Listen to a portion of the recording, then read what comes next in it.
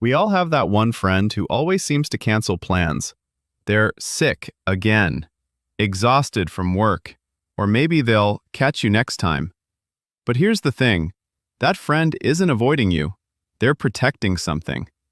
If you're someone who genuinely gets more excited about a Friday night in your pajamas than a night out on the town, welcome. You're about to feel very seen.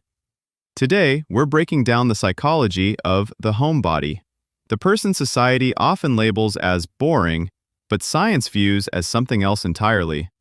It all starts with how we fuel our systems. Extroverts recharge by being around others.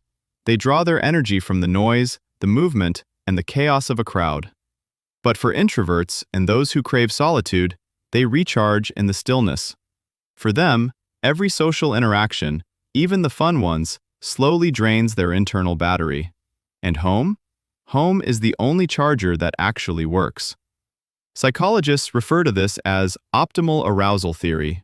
Essentially, some people require high levels of stimulation to feel good, while others need much less.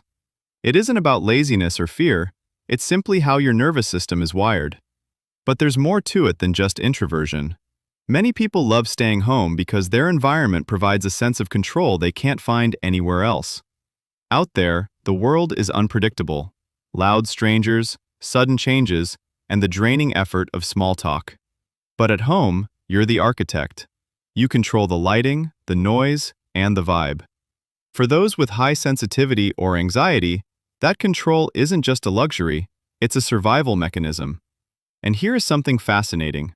Studies show that people who embrace solitude tend to be more creative, more introspective, and better at complex problem solving. Staying home isn't doing nothing. It's often where the best ideas are born, not in a crowded bar, but in a quiet corner with a book, or during a 2 a.m. thought spiral. Let's be honest. Our culture romanticizes being out there. We're flooded with influencers, parties, and the live your best life mentality. But what if your best life is just a documentary, a warm bowl of soup, and zero obligations? That's not sad. That's self-awareness. Now, we have to acknowledge that some people stay home for heavier reasons. Social anxiety, past trauma, or the quiet whispers of depression can make the world feel impossible. In those cases, home can shift from a refuge to a cage. It's vital to ask yourself, do you stay home because it fills you up, or because leaving feels too heavy to bear? One is peace, the other is hiding.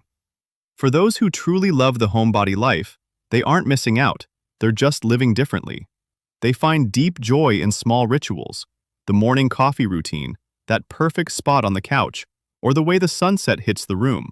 The details most people rush right past. If that sounds like you, hit subscribe. Psychologists call this a low stimulation preference.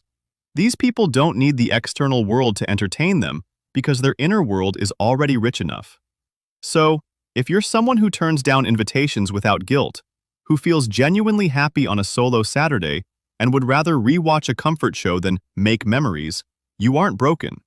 You're just wired for depth over noise and peace over performance.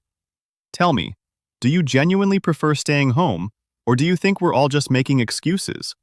If you want to explore the psychology that most people never hear about, our next video is going to hit even harder. Click it, you'll understand why.